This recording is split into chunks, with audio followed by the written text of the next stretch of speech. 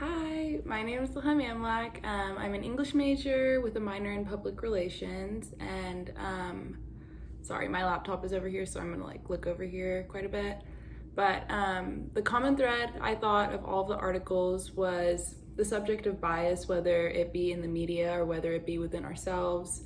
I know the articles talked about news, social media, and within our own selves, and it highlighted that although there's bias everywhere, people genuinely would rather unbiased streams of information, specifically within the news and on media platforms, especially because in the United States, I'm pretty sure it has the highest percentage of bias in news media in comparison to the rest of the world.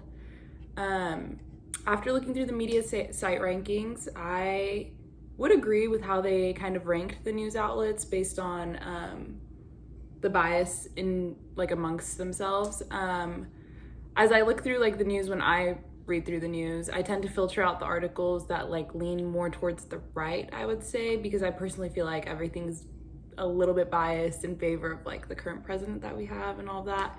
And although I personally lean to the left, I try to read news articles that are as unbiased as possible so that I can get a better understanding based on solely facts rather than opinions. On the subject of the quizzes, I thought the quizzes were pretty accurate considering my own values and where I align myself politically. The values quiz is a little bit of a surprise for me because the response I got was libertarian socialism, which is not what I thought I would get at all. But none of the political ones really surprised me considering what my political affiliations are. The dox yourself activity I thought was a little bit crazy because I did not know that my name was all over the internet, and it kind of showed me that I need to be, not there's anything bad, but just to be careful on the internet because it can definitely impact you forever because it stays forever and follows you wherever you go. On the subject of the videos, so in the video, the news about the news, basically they said that the news is heavily filtered based upon the region you live, and I concede because I rarely hear news about other countries unless I'm looking it up by myself. But I do feel like I hear more news globally because I look it up, and some of it's been filtered on my news app. But I think it's because times have changed since that video was released, and news has changed a little bit as well. In the video, beware online filter bubbles. They say basically that different social medias create different invisible algorithms on the web, and I concede because my social medias definitely are tailored to what I find interesting and what I look at more. But I do think social media nowadays lets you know when they program or personalize your feed, if they do. In the video You Are Programmed, they said social media is destroying how society works globally by giving short-term bursts of dopamine, relying upon a sort of fake reality.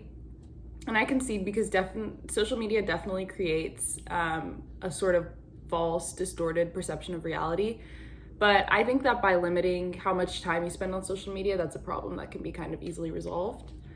And the last video, The Art of Choosing, the main premise was that choice is something that every individual should have. At least that's what I got from it. And I concede because of course, choice is something that everyone deserves the right to, reserves their own right to do when it comes to anything, from your groceries to who you're voting for, it's your choice. But I do think that is something that differs kind of globally, because I know that there are some countries where people don't really have that much of a choice, but at least here, for the most part, we have kind of lots of options, lots of choices, and it's up to you what you do. And yeah, that's it for this activity. Bye.